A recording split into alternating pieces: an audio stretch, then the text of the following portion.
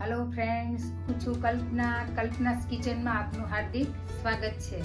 Hello friends, સબ્જી તો તમે ઘણી બધી ખાધી હશે ફ્રેન્ડ્સ, અને મકાઈની સબ્જી પણ તમે ઘણી બધી ખાધી હશે. પણ એક વખત આ મારી રીતના કોર્ન બટર મસાલા સ્ટાઇલ સબ્જી તમે એક વખત ઘરે બનાવશો તો છોકરા માગીને ખાશે ફ્રેન્ડ્સ. તો વિડીયો અંત સુધી જોવાનું ચૂકતા નહીં ફ્રેન્ડ. તો ચાલો રેસીપી શરૂ કરીએ. હેલો ફ્રેન્ડ્સ, આજે આપણે બનાવવાના છીએ કોર્ન બટર મસાલા. એના માટે મેં લીધો છે એક મકાઈનો ડોડો. તો આપણે સૌથી પહેલાં એને બી છે એ રિમૂવ કરી લેવાના છે.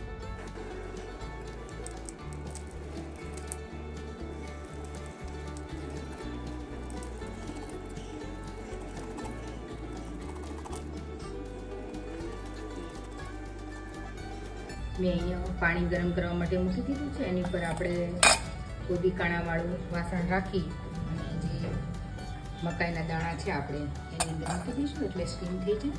તમે ડાયરેક્ટ પાણીની અંદર પણ સ્ટીમ કરી શકો છો. હવે એને આપણે કવર કરી દઈશું. ગ્રેવી બનાવવા માટે મેં અહીંયા 8-10 કાજુ લીધા છે. તો સૌથી પહેલાં એને આપણે ગરમ પાણીની અંદર પલાળી દઈશું. આપણે જોઈ લઈએ કે મકાઈના દાણા છે બફાઈ ગયા છે કે નહીં. મકાઈના દાણા છે એકદમ સોફ્ટ થઈ ગયા છે. આપણે હવે કોર્ન બટર મસાલામાં નાખવા માટેની ગ્રેવી તૈયાર કરી દઈશું. એના માટે મેં અહીંયા થોડુંક લસણ લીધું છે, એડ કરી દઈશું. અહીંયા મેં 2 ટામેટાં લીધા છે, એ એડ કરી દઈશું. અને જે આપણે કાજુ પલાળેલા હતા એ પણ આપણે એડ કરી દઈશું અને પીસી લઈશું. આપણી ગ્રેવી છે એ રેડી થઈ ગઈ છે. હવે એક બાઉલની અંદર આપણે કાઢી દઈશું. ગેસ ઉપર મેં એક પેન ચડાવી દીધું છે. હવે આપણે સબ્જી જે બનાવવાના છે કોર્ન બટર મસાલા, એના માટે મેં અહીંયા થોડુંક બટર લીધું છે અને એ બી ઘરનું છે ગાયનું, એ આપણે એડ કરી દઈશું. એક તજનો ટુકડો અને એક તમાલપત્ર થોડું એડ કરીશું. થોડુંક જીરું એડ કરીશું, હિંગ એડ કરીશું. અહીં ચોપેડ મેં ડુંગળી લીધી છે કરેલી, એ એડ કરીશું અને સાંતળી લઈશું. અને થોડાક લીલા મરચાં લીધા છે સમારેલા, તમે તીખાશ તમારા ટેસ્ટ મુજબ લઈ શકો છો. એડ કરી દઈશું. અહીં અમે થોડું ક્રશ કરેલું આદું લીધું છે, એ આપણે એડ કરી દઈશું, સાંતળી દઈશું. ફ્રેન્ડ્સ, મકાઈની તો ઘણી બધી રેસીપી આપણે જોતા હોઈએ છીએ અને અવનવી રેસીપી બનતી જ હોય છે અને એટલી બધી ટેસ્ટી બને છે અને એટલી બધી હેલ્ધી હોય છે કે બાળકોને તમે અલગ અલગ રીતે બનાવીને આપશો તો બાળકો ખુશ થઈ જશે. અને આ સબ્જી બી એટલી બધી ટેસ્ટી બને છે કે બાળકો ચટ કરી જશે. એક વખત જરૂરથી ફ્રેન્ડ ટ્રાય કરજો.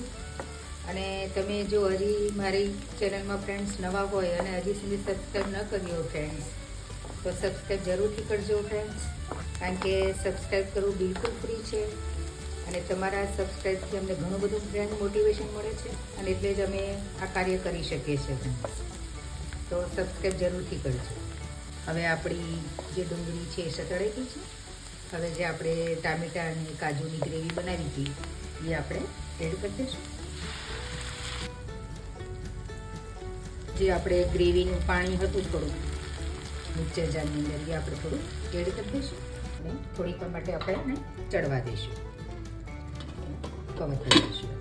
હવે આની અંદર આપણે મસાલા એડ કરી દઈશું.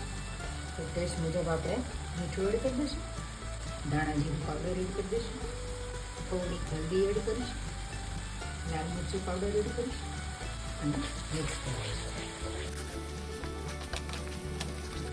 હવે આપણું તેલ છૂટું થઈ ગયું છે.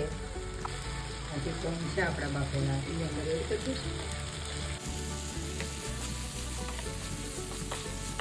હવે આપણું તેલ બી છૂટી ગયું છે. હવે એની અંદર થોડાક આપણે મસાલા એડ કરી દઈશું. અહીંયા મેં ગરમ મસાલા પાવડર લીધું છે. ગરમ મસાલો નાખવો બિલકુલ ઓપ્શનલ છે, તમને ફાવતો હોય તો તમે નાખી શકો છો. મારી પાસે અહીંયા કસૂરી મેથી છે, એ આપણે એડ કરીશું. કસૂરી મેથીનો જે ટેસ્ટ છે એ સબ્જીની અંદર બહુ જ સરસ લાગે છે, એટલે મેં એડ કરી છે. થોડુંક આપણે ટામેટા સોસ એડ કરીશું. થોડુંક સ્વીટ હોવાના કારણે એનો ટેસ્ટ છે એ બહુ સરસ લાગે છે, એટલા માટે મેં એડ કર્યું છે. અને મિક્સ કરી દઈશું.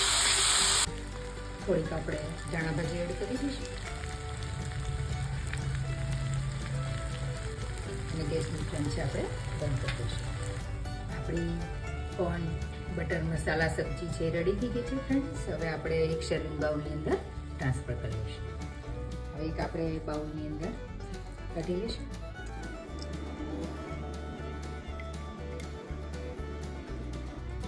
અહીં મારી પાસે બટર છે એ આપણે એડ કરી દઈશું. અહીં પાસે અમૂલનું ચીઝ છે એ આપણે ઉપર એડ કરી દઈશું. ચીઝ નાખવો બિલકુલ ઓપ્શનલ છે, પણ ચીઝનો ટેસ્ટ બહુ સરસ લાગે છે આની અંદર, એટલે મેં એડ કર્યું છે. થોડીક ધાણા ભાજી આપણે સ્પ્રિંકલ કરી દઈશું.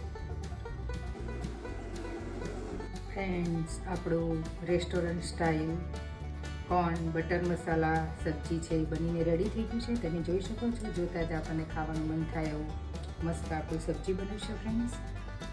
તો તમે ચોક્કસથી આ શિયાળાની અંદર ટ્રાય કરજો. બહુ જ સરસ સબ્જી બને છે ફ્રેન્ડ્સ.